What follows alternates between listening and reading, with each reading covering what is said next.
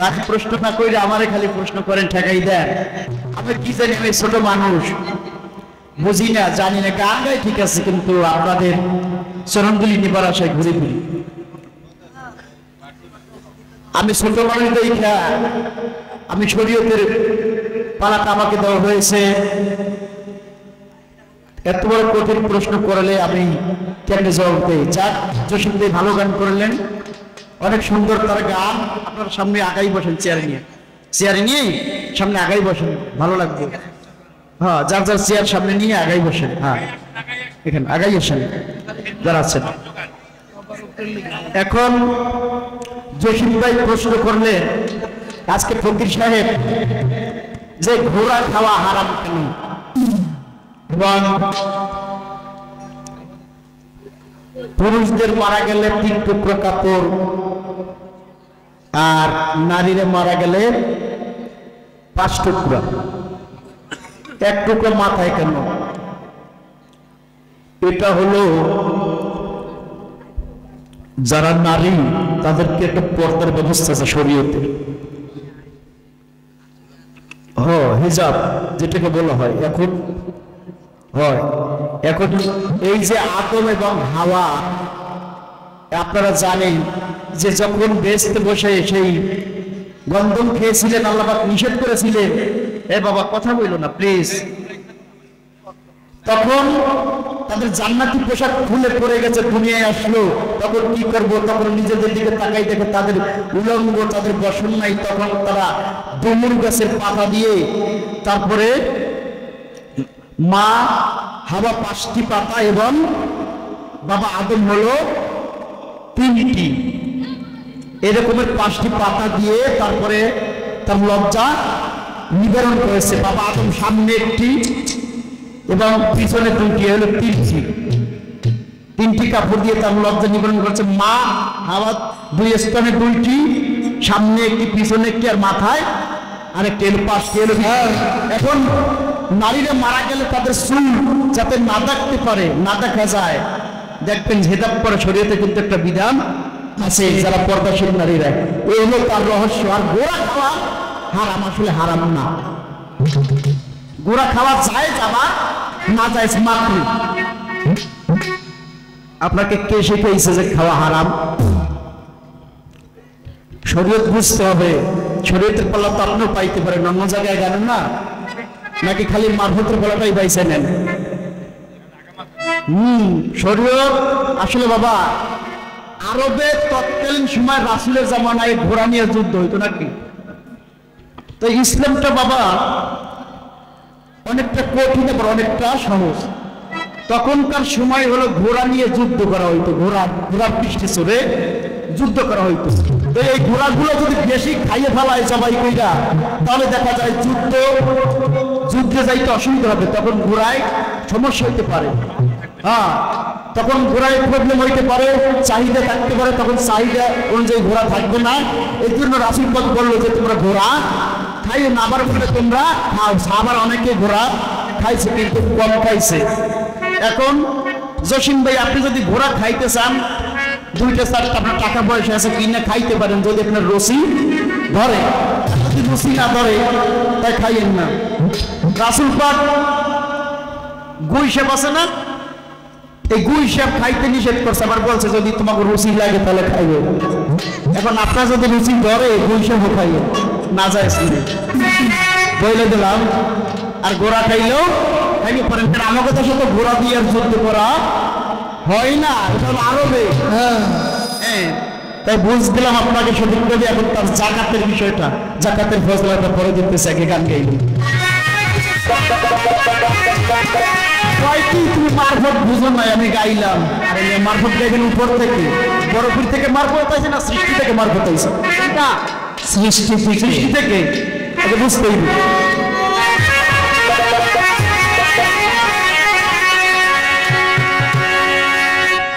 ওরে শরীয়তটা ভালো তোমার, শরীয়তটা ভালো তোমার, মারিফতটা ভালো ফকির ভাই। যদি আরো ভালো চাও তো শরীয়ত বাইনা চলো।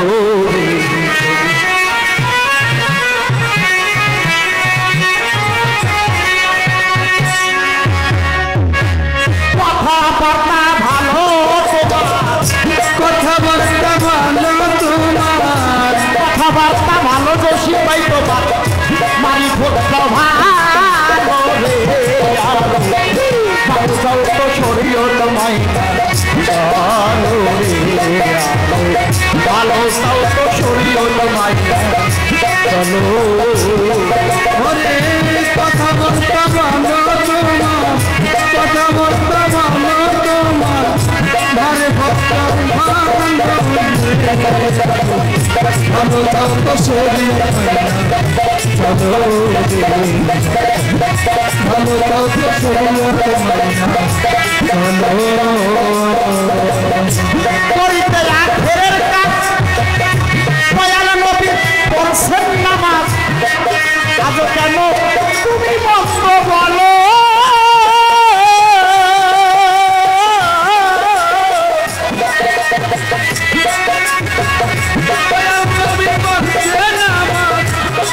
তুমি বন্ধ কেন বলো আরে ও ফকির ভাই ভাই ভাই করিতে সে আখেরের কাজ করছে নামাজ তাই কেন তুমি ভক্ত বলো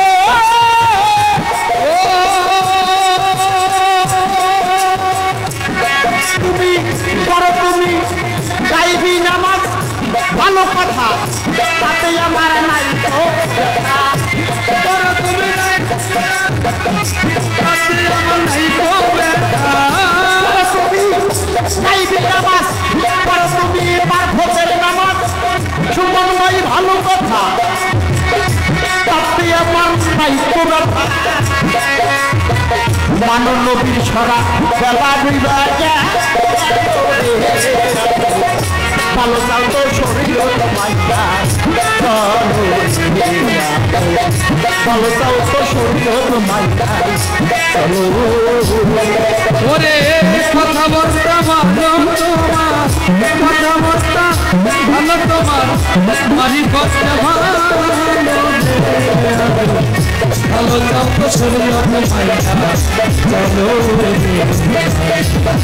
ভালো চাও তো শরীর মাইয়া চলো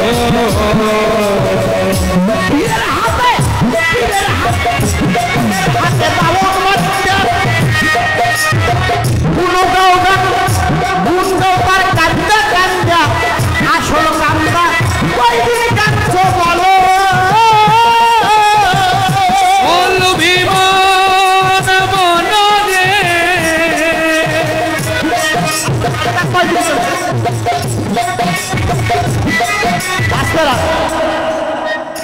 গানের ভিতরে ছুরি আছে ওই ছুরিটা শেখলে আর বেশি কষ্ট করতে হয় না এইটু দলই হয় আসল কামটা কয়দিন ক্যান্সেল এটা দুইবার রিপ্লে করলে তাহলে হয়ে যাবে সারা জীবন গানের জগতে কাটাইলেন কিন্তু ছুরিটা শেখলেন না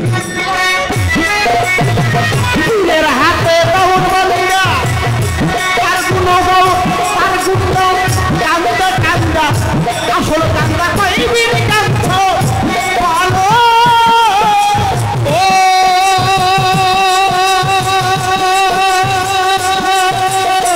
জসিম ভাই যেই গ্রামের ফকির তুমি ওই গ্রামের আলেম আমি সেই গ্রামের ফকির তুমি সেই গ্রামের মুন্সিরাই আমি জসিম ভাই যেই গ্রামের ফকির ওই গ্রামের মুন্সি আমি তোমার পীরের বাক্য কয়টা রাখছো বলো তোমার মুর্শিদের কথা কয়টা রাখছো বলো রে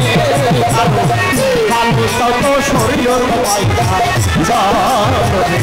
এই গান জীবনে শুনছেন রশিদ সরকারের গান আরো ভালো চাও তো কথা বলতে ভালো তোমার কথা বলতে ভালো তোমার মানি ভরসা ভালো ভালো চাও তো শরীর পাই চলো ভালো চাও তো শরীর পাই চলো কান্দ পড়ার কান্দালি কোন ভাই বলা ধরি বছরে কয়দিন যাও মুর্শিদের বাড়ি পীরের বাড়ি একদিন বছরে ওরস ছাড়া মোটামুটি বলো পীর করে, বছরে একদিন পীরের বাড়ি যায়, হ্যাঁ ওরসে সারা বছর যত খবর দেয় বাজার চায়, বাজার করে দরকার করে প্রয়োজন আছে, তাই বাজার আমি কাম করি ভাগ পাই না।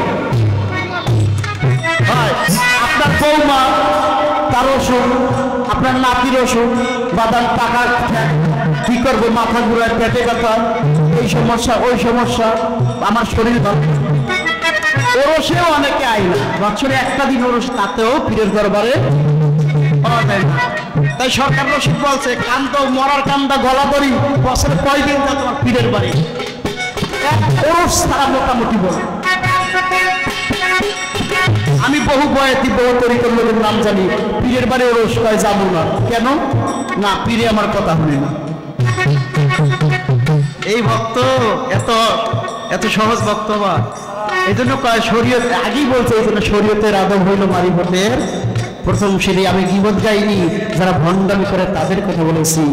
আজকে ফকিরদের উপরে হামলা হয় কেন? আমরা সহিষ্ণুভাবে ফকির করলে আমাদের উপরে হামলা মানুষ হইব না। হ্যাঁ আল্লাহর রহমত। তাই আমরা যারা ত্রুটি আছে আমাদের ভিতরে সেইগুলো আমরা সেরে নেই, সঠিকভাবে সঠিক রাস্তায় চলি।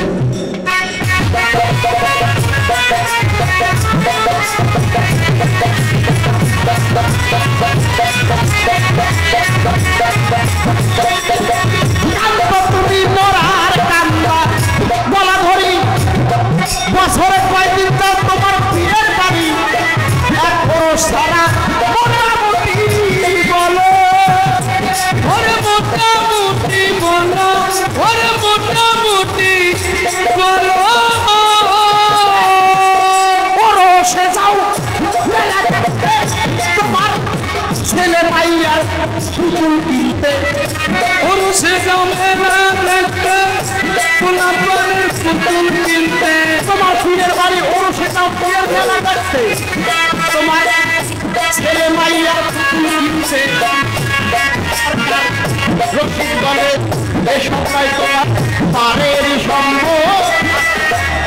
গোলাপন লইয়া কান্দে পীরের ব্যাপার খেদমত করবে কি, পুরো তারা কেটলে লইয়া তারপর মাঠে যায়, ওই যে দোকান ওঠে না, তখন খাবার জিনিস কিনে দেয়, পুতুল কিনে দেয়, ঘোরাফেরা করে, যে বাদ্যকে খাওয়ায় ওই খাইতে হয় যেন মেহমান। হ্যাঁ পীরের দরবারে মনের মেহমান। তাই সরকার রশিদ বলছে কত আগে গান লিখে রাখছে, 17 বছর হয়ে গেছে, মারা গেছে 16-17 বছর। তাই বলছে যে ওরসে যাও মেলা দেখতে, পোলা পানে পুতুল কিনতে।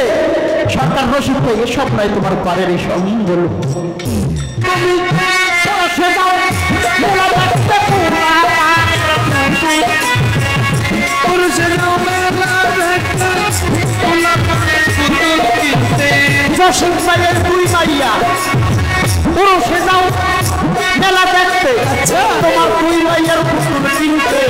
রশিদ ভাই এ সামনে তোমার পারেরই সম্ভব। ভালো চলতো শরীয়ত মাইয়া চলো, ভালো চলতো শরীয়ত মাইয়া চলো। আরে বাজান কথাবার্তা ভালো তোমার, আকিমুস সালাত, আকিমুস সালাতা ওয়া আতুজ যাকাত। এখানে সালাত আর যাকাত একসাথে বলা হয় না। ও অমানে কি, অমানে এবং বোঝার ভুল আছে।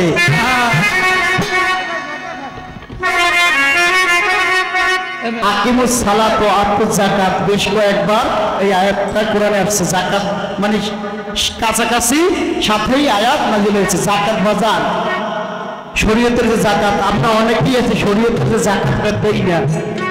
শরীয়তে যদি সঠিকভাবে যাকাত দিত কোনো লোক গরিব থাকতো না।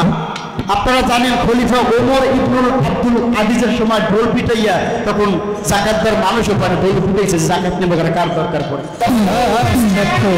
তো যাকাতের স্বর্ণের যাকাত আছে, মাল সামনার যাকাত আছে। এই যে আমরা যাকাত দেই, যার টাকা আছে 5 লাখ, এটা 2000 টাকা যাকাত এরকম করে। তুমি গরিব করো না, হ্যাঁ, কিন্তু যেভাবে সঠিকভাবে লক্ষ লক্ষ কোটি কোটি টাকা মানুষের আছে, হাজার হাজার টাকা, কিন্তু সেই টাকার জাকাত দেওয়া হয় না। এই টাকা পয়সার জাকাত যদি কেউ না দেয় আসলে মাঠে, ওই টাকা পয়সাই তাকে সর্প হয়ে ধ্বংস করবে, বলবে আমরা তোমার সম্পদ, আমরা তোমার জায়গা জমি, আমরা তোমার টাকা পয়সা ব্যাগ করেছি, তোমাকে ধ্বংস করবে। আর যে জাকাতের কথা কইছেন ওটার মারফতের, ওটার আমি উত্তর দেবো কেন? ওটা ওই বইতে দেবে। আর জাকাত হলো নিজের আমিত্বকে বিসর্জন দেওয়া, নিজের ভিতরে কাম, ক্রোধ, মোহ, মায়া, মদ, মাৎসর্য, মারফতের যে জাকাত, এটা হলো মারফতের জাকাত। নিজের ভিতরে যে আমিত্ব, অহংকার, আমার টাকা, আমার বাড়ি, আমার গাড়ি, আমার ছেলে মেয়ে, আমার ধন সম্পদ, আসলে আমার বলতে কিছুই নাই। আমিত্বকে বিলুপ্ত করে দেওয়ার নামই হলো জাকাত। মারফতের উত্তরটাও দিয়ে দিলাম, আবার বারবার হয়ে রাখবো। আমার মাঝখানে কি সরকার গান গাবে, কালাম ভাই মনে হয় গান করবে। ওরে তোমার কথাবার্তা ভালো, তোমার কথাবার্তা ভালো, তোমার বাড়ি ঘরটা ভালো, ভালো চাও তো শরীয়ত মাইয়া চলো, ভালো চাও তো শরীয়ত মাইয়া চলো।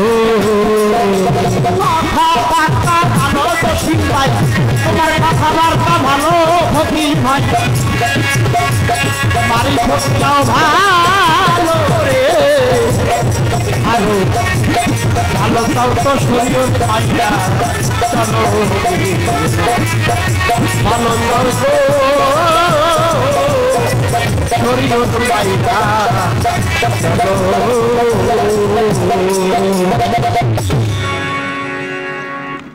এখন পালা গান সমাপ্ত, বিচ্ছেদ গান হবে। আমার এক ভাই একটি বিচ্ছেদ গানের অনুরোধ করেছে, গানটি গাওয়া হয় না, বসে আছে, গানটি গাবো ইনশাল্লাহ। দুইটি বিচ্ছেদ গাবো, একটা প্রেম বিচ্ছেদ আর একটা মুর্শিদি বিচ্ছেদ।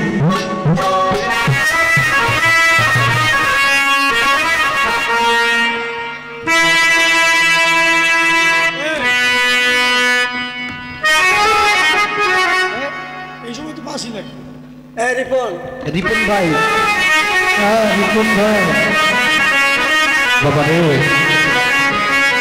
আজকে কত কষ্ট করে আমার মঞ্জিল ভাই, জি জি, এত কষ্ট করে অনুষ্ঠান করতেছে, আসছে, একটু যদি শোক লাগতো, আজকে আমার মহাসিংহের যদি থাকতো দেখতে ভালো লাগতো। ভক্তের মহাসিংহের অনেক ভক্ত অস্বীকার, তাকে হারাইয়া তার সন্তানগণ এতিম হয়ে গেছে।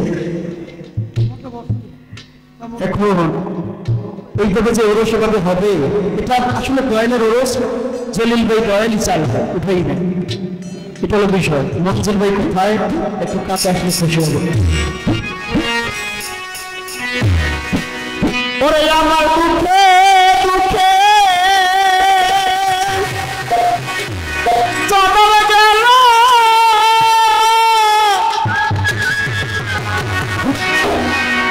আমার মহাসিন্দুরি সুখ হইল না এক রতি, না জানিয়া বন্ধুর সাথে করলাম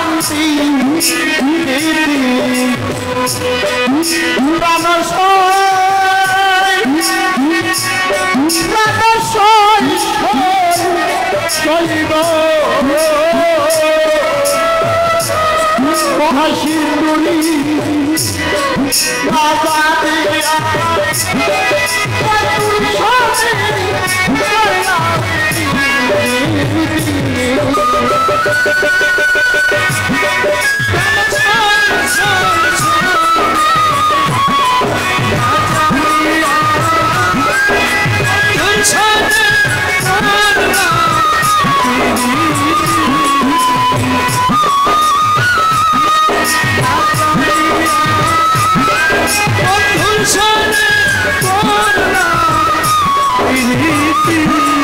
সুমন ভাই স্বামী ভাই আবার দুঃখে দুঃখে গেল, সুখ হইল না এক রতি, আমার দুঃখে দুঃখে চলো গেল, সুখ হইল না এক রতি, আমার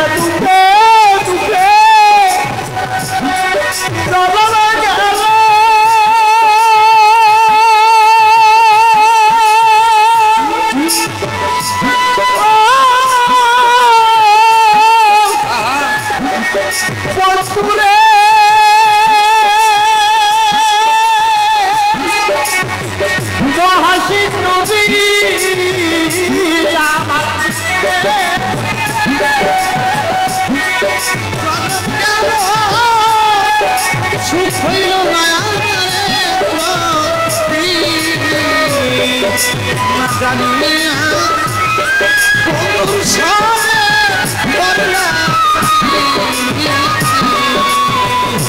ও প্রাণশই ও প্রাণশই সই সই জানিয়া বন্ধুর সনে বদলা আই প্রীতিতে বিষে ভরা ও সখী গো আগে কেন কইলে না তোরা গো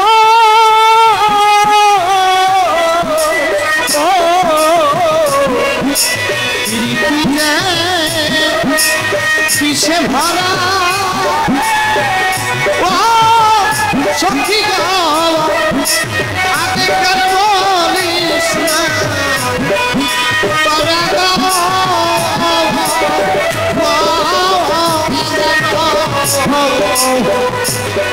জলিল ভাই সভাপতি জলিল ভাই প্রীতিতে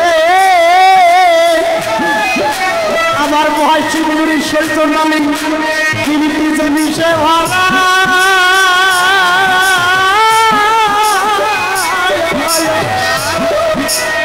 আগে কেন কইলি না জানি বিষে হইলাম সোনা কেঁদে কাঁদাই